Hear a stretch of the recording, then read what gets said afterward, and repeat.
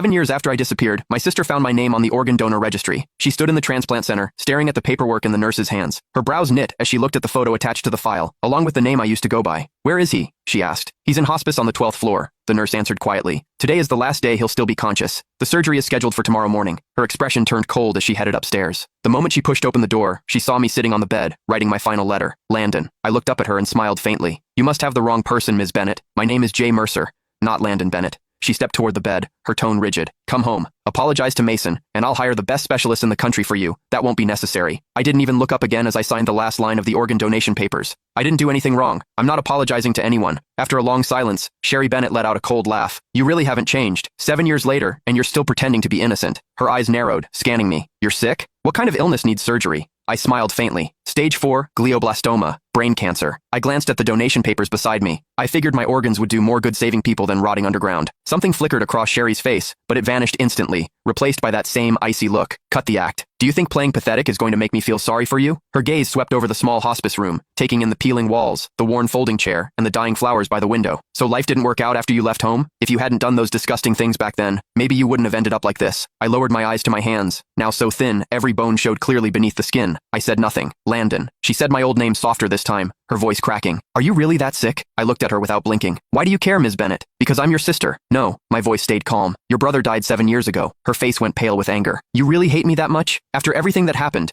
Are you seriously pretending you weren't the one who enough?" I cut her off. "You didn't come here to dig up the past. Say what you actually came to say." She opened her mouth, then hesitated, completely speechless. I gave a soft laugh. "Let me guess. Mason needs a new liver, doesn't he?" Sherry didn't answer. She didn't have to. The way her eyes avoided mine told me everything. I leaned back against the hospital bed, laughing under my breath. "So, that's it. After 7 years, he finally remembered he had an older brother. Today, you came here to ask for my liver?" "Not ask," she corrected sharply. "It's your duty. You agreed to donate before, and Mason needs you again now. He's your brother." I stared at her, amused by how ridiculous she sounded. "Sherry, when you kicked me out 7 years ago, why didn't you remember I was his brother then?" "That was your own fault," she snapped. "If you hadn't done those horrible things to Mason, if you hadn't framed him, I never would have kicked you out." Her voice shook with fury. "You're still lying. Still acting innocent. You think disappearing for 7 years erased what you did?" I slowly closed my eyes as numbness spread through my chest. Even now, she never doubted him. To her, I was always the villain. "Please leave. I need to rest." She grabbed my shoulder hard enough to hurt. "Listen carefully. Mason needs your liver." I opened my eyes, looking at her calmly. "Then he can wait for someone else. My organs are already promised to strangers." Her whole body shook with anger. "How can you be so heartless? Mason saved my life back then. Without him, the Bennett family wouldn't even exist today, and you're nothing but an ungrateful parasite."